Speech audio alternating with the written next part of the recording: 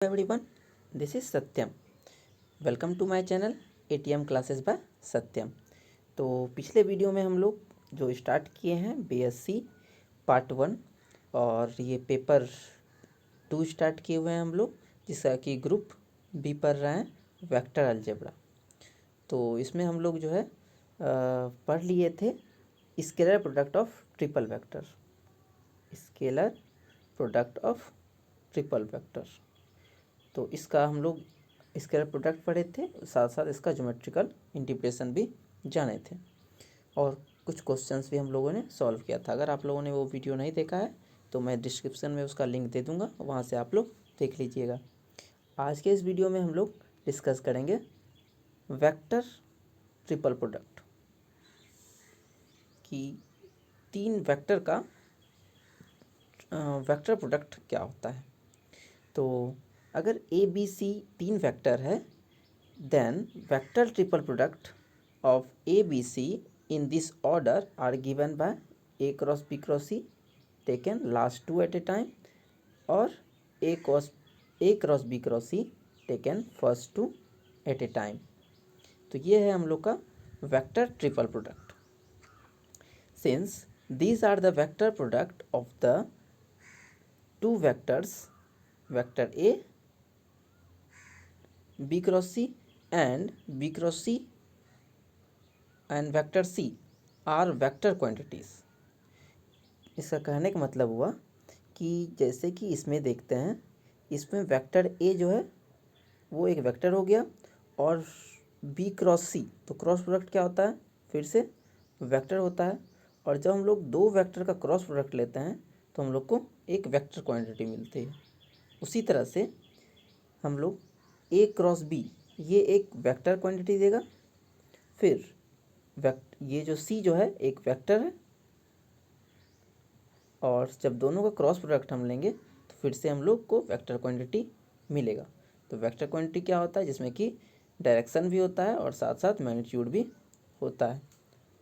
तो इसका मतलब क्या हुआ कि A cross B cross C या A cross B cross C taken first 2 at a time और taken last 2 at a time जो है दोनों का दोनों हम लोग को देगा वेक्टर क्वांटिटी।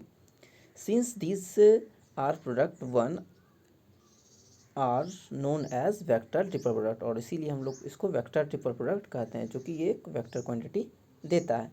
और इसको हम लोग डिफाइन कैसे करते हैं, तो we define A cross B cross C as A dot C into B, यहाँ पर बी जो है सिंपल प्रोडक्ट है, माइनस ए डॉट बी और सी के साथ सिंपल प्रोडक्ट फिर, ठीक है।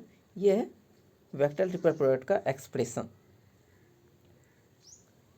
फिर हम लोग इसका ज्योमेट्रिकल इंटरप्रिटेशन जानेंगे। जिस तरह से हम लोग vector A dot B dot C इसका ज्योमेट्रिकल इंटरप्रिटेशन जाने थे, उसी तरह से हम लोग जानेंगे ए क्रॉस बी क्रॉस सी का ज्योमेट्रिकल इंटरप्रिटेशन इस वीडियो में।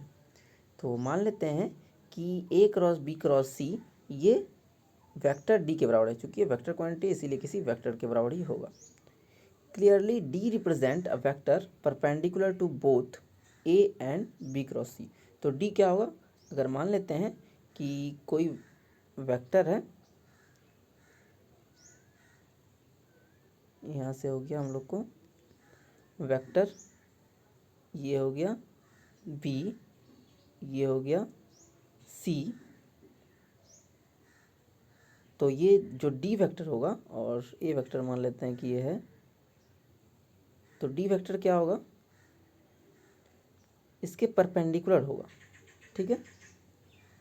ये सी क्रॉस बी जो है, या बी क्रॉस सी बोलते हैं इसको, बी क्रॉस सी के ये परपेंडिकुलर होगा। तो आगे देखते हैं हम लोग, डी डॉट ए बराबर 0 होगा और D dot B cross C बराबर भी 0 होगा, चूँकि ये परपेंडिकुलर है बी क्रॉस सी के भी और ए के भी। जैसे ही कोई 2 फैक्टर हम लोग जानते हैं, अगर कोई 2 फैक्टर परपेंडिकुलर होता है एक दूसरे पर तो उसका डॉट प्रोडक्ट 0 होता है। क्यों 0 होता है, क्योंकि ए डॉट बी बराबर होता है ए बी कॉस थीटा, और अगर थीटा का मान जो है 9 जब परपेंडिकुलर होगा तो 90 हो जाएगा और कॉस 90 होता है 0, तो ये दे देगा हम लोग को 0। इसीलिए हम लोग को, चूँकि डी जो है वो परपेंडिकुलर है ए के भी और बी क्रॉस सी के भी, इसलिए डी का प्रोडक्ट ए के साथ भी डॉट प्रोडक्ट ज़ीरो होगा और डी का बी क्रॉस सी के साथ भी डॉट प्रोडक्ट ज़ीरो होगा। इसका मतलब हुआ कि डी बी सी ये जो है ज़ीरो देगा, which shows that D lies in the plane of B cross B and C. इसका मतलब डी कहाँ लाया करेगा, जहाँ पर बी और सी है। Hence A cross C represent a vector which is perpendicular to A and coplanar with B cross C. इसका मतलब इसका ज्योमेट्रिकल मीनिंग क्या हो गया, तो डी जो है वेक्टर, इसका जो रिजल्टेंट वेक्टर होगा वो बी और सी के कोप्लेनर होगा और साथ साथ वेक्टर ए के परपेंडिकुलर होगा। ठीक है, तो यहाँ फिगर में भी हम लोग देख सकते हैं। इस तरह से अगर देखना चाहें तो आप लोग, ये हो गया ए नहीं, इसको मान लेते हैं बी, इसको मान लेते हैं सी, और इसी में आएगा वेक्टर डी, और ए जो है ए इसके परपेंडिकुलर रहेगा, यहाँ पर आ जाएगा वेक्टर ए। तो ये हो गया बी और सी के बेस में ही हो गया, कोप्लेनर है डी, जबकि ए के परपेंडिकुलर है। ठीक है, ये हो गया इसका ज्योमेट्रिकल मीनिंग। हालांकि ज्योमेट्रिकल मीनिंग इसका ज़्यादा नहीं पूछा जाता है। Geometrical meaning mainly scalar product of triple vector का पूछा जाता है। ठीक है, और ज्योमेट्रिकल मीनिंग जो है वेक्टर प्रोडक्ट का नहीं पूछा जाता है, क्योंकि स्केलर प्रोडक्ट क्या आता है, तो वॉल्यूम ऑफ पैरेललोपाइप्ड देता है, इसीलिए इसको ज़्यादा पूछा जाता है और इसको बहुत रेयरली ही पूछा जाता है। फिर हम लोग आते हैं मेन क्वेश्चन की ओर। ये जो है बहुत ज़्यादा इम्पोर्टेंट क्वेश्चन है, इसका एग्ज़ाम में आने का चांसेस 70 to 80% चांस रहता है, ये एग्ज़ाम में आ जाता है। या तो क्वेश्चन पूछता है इवैल्यूट ए क्रॉस बी क्रॉस सी, या पूरा फार्मूला देकर प्रूव करने के लिए बोलता है। तो अब हम लोग जो है ए क्रॉस सी बराबर A dot C into B minus A dot B into C को प्रूव करेंगे, जहाँ पर ए बी सी कोई भी 3 वेक्टर है। तो प्रूफ में हम लोग आते हैं। तो सबसे पहले हम लोग वेक्टर ए को मान लेंगे A1i A2j A3k, उसी तरह से बी को और सी को भी मान लेंगे B1i plus B2j plus B3k, और सी को C1i plus C2j plus C3k, जहाँ पर आई जे क्या है, आई जे के ये यूनिट वेक्टर्स हैं। ठीक है, जो कि mutually perpendicular to each other है। अब यहाँ से चूँकि हमको काम होगा ए डॉट सी का, ए डॉट बी का और बी क्रॉस सी का, तो इस तीनों को निकाल लेंगे। सबसे पहले हम लोग निकाल लेते हैं ए डॉट सी। तो ए डॉट प्रोडक्ट में क्या होता है कि हम लोग जानते हैं आई डॉट आई हो जाता है 1, और आई का डॉट प्रोडक्ट अगर किसी अदर के साथ लेते हैं तो हो जाता है 0, आई जी जे 0 हो जाएगा, आई के जो है 0 हो जाएगा। क्लास 12 में ये आप लोगों ने पढ़ा होगा। तो डॉट प्रोडक्ट क्या हो जाएगा ए और सी का, तो ए का सी से मल्टीप्लाई हो जाएगा A1 C1, फिर A2 का C2 से और A3 का C3 से, और बाकी सारा टर्म जो मल्टीप्लाई होगा, जैसे कि ये A गुना होगा C2 से, ये A1 गुना होगा C3 से, तो ये सब टर्म जो है 0 हो जाएगा। उसी तरह से अगर A2 गुना होगा C1 से, A3 भी गुना होगा C1 से, तो ये सब जो है 0 हो जाएगा। तो सिर्फ हम लोग को बचेगा A1 C1, A2 C2 और A3 C3। उसी तरह से हम लोग जब मल्टीप्लाई करेंगे B डॉट C का, तो B1 C1 यहाँ पर होगा C1 होगा, तो यहाँ पर हम लोग को A डॉट B निकालना है। तो A डॉट B निकालेंगे, तो A डॉट B में क्या हो जाएगा A1 B1 plus A2 B2 और प्लस A3 B3। ठीक है, इसको इक्वेशन 1 मान के इस दोनों को हम लोग रख लेंगे। अब हम लोग निकालेंगे B क्रॉस C। तो बी क्रॉस सी में क्या हो जाएगा, क्रॉस प्रोडक्ट जब हम लोग करते हैं कोई दो वेक्टर का, सबसे ऊपर आई जे के लिखते हैं, उसके बाद बी का जो होता है कंपोनेंट्स वो लिखते हैं, जो कि बी बराबर था B1i B2j प्लस B3k, तो B1 B2 B3 हो गया। फिर उसी तरह से दूसरा वाला जो होता है उसका कंपोनेंट लिखते हैं, तो C1 C2 और C3 हो गया। उसको मैट्रिक्स फॉर्म में हम लोग लिख सकते हैं, ये डिटर्मिनेंट का साइन है। फिर इसको एक्सपेंड करेंगे, तो आई रहेगा बाहर में और B2 गुना होगा C3 में, और फिर माइनस साइन आएगा और C2 गुना होगा B3 में। फिर अगले स्टेप में क्या होगा, माइनस J आ जाएगा, और इस बार जो है इसको हम लोग इसको जो है ढक लेंगे और गुना करेंगे B1 को C3 से, ठीक है, और फिर C1 को B3 से। फिर अगले स्टेप में हम लोग आएंगे, अगले स्टेप में हम लोग क्या करेंगे, तो K को ढकेंगे इस बार, ठीक है। तो K को ढकेंगे, यहाँ पर K भी होगा, इरेज हो गया शायद।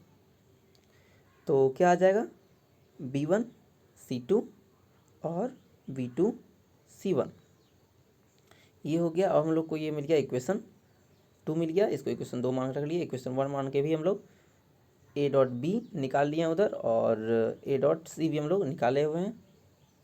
हम लोग अपना LHS लेते हैं, जो कि था A cross B cross C, यही हम लोग को निकालना था।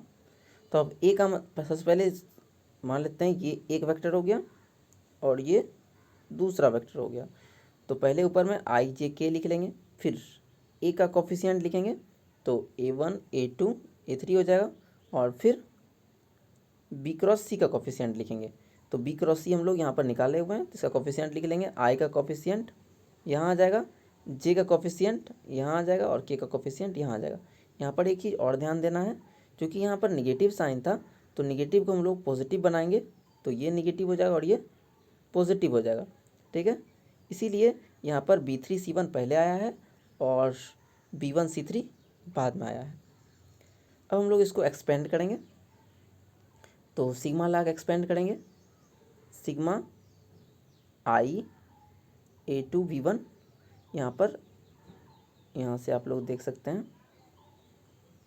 सबसे पहले यहाँ पर सिग्मा I, और फिर A2 गुना होगा इसमें, A2 गुना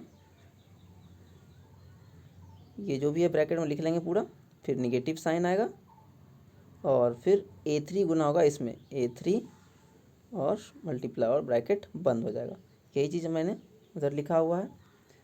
तो A2 यहाँ से यहाँ तक आ गया। अब नेक्स्ट स्टेप में क्या करेंगे हम लोग, डिस्ट्रीब्यूटिव प्रॉपर्टी लगा के उसके बाद फिर B1 और C1 को कॉमन लेंगे। तो हम लोग इसको पहले एक स्टेप एक्सपेंड करेंगे, पूरा को ब्रेक करेंगे, उसके बाद B1 को कॉमन लेंगे, तो आ जाएगा ब्रैकेट में बच जाएगा हम लोग को A2 C2 और A3 C3। उसी तरह से C1 को जो हम लोग कॉमन लेंगे, तो A2 B2 और A3 B3 आ गया। अब हम लोग क्या करना है, A2 B2 है और A3 C3 है, तो A1 C1 हम लोग जो है यहाँ अपने मन से ऐड करेंगे। तो अगर यहाँ पर A1 C1 अपने मन से ऐड करेंगे, तो B1 से मल्टीप्लाई होके हम लोग को क्या ऐड कर दिए, A1 B1 और C1 ऐड करना पड़ा, ठीक है। तो अगर कोई चीज़ ऐड करेंगे तो सब्सट्रैक्ट भी करना पड़ेगा। तो इसमें हम लोग क्या किए हुए हैं, A2 B2 और A3 B3 है, तो यहाँ पर भी हम लोग A1 B1 मल्टीप्लाई किए हुए हैं। इसका मतलब हुआ यहाँ पर हम लोग क्या किए हैं, तो A1 B1 और इसमें मल्टीप्लाई है C1 भी, तो यहाँ पर A1 B1 C1 negative sign चुकी है, तो A1 B1 C1 माइनस भी हो गया, इसीलिए कोई फ़र्क नहीं पड़ेगा। तो एक टर्म यहाँ और एक टर्म यहाँ एक्स्ट्रा इसीलिए आया, और दोनों एक दूसरे को ज़ीरो कर देगा। तो अब इसका फ़ायदा क्या हुआ लाने का, तो ये जो है ये बन गया A.C, जो कि A1 C1 है, A2 C2 है और A3 C3 है।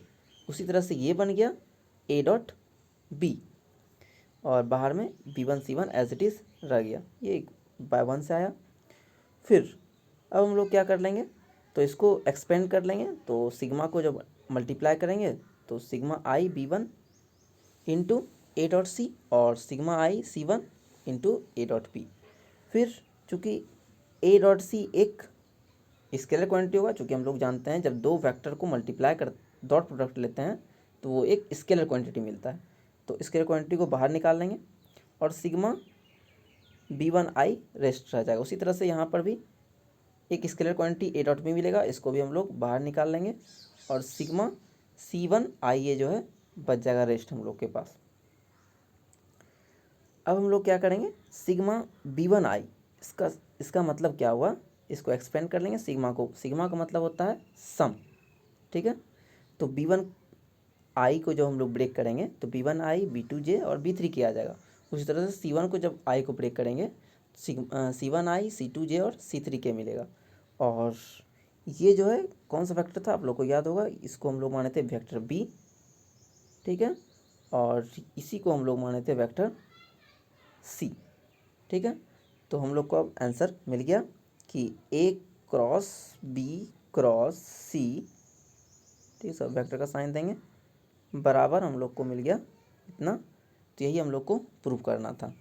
तो अगर आप लोग को ये वीडियो पसंद आया है तो प्लीज़ वीडियो को लाइक करें और मेरे चैनल को सब्सक्राइब तो आप लोग ज़रूर से कर लीजिएगा। इस पर पार्ट 1 के साथ साथ पार्ट 2 का भी वीडियो आप लोग को मिलेगा और पार्ट 3 का भी वीडियो मिलेगा। या मैथ से रिलेटेड और भी कोई चीज़ हो, क्वेश्चन हो, तो वो भी आप लोग कमेंट्स में यहाँ पर कर सकते हैं। कोई भी क्वेरीज आपका सॉल्व किया जाएगा। Thank you.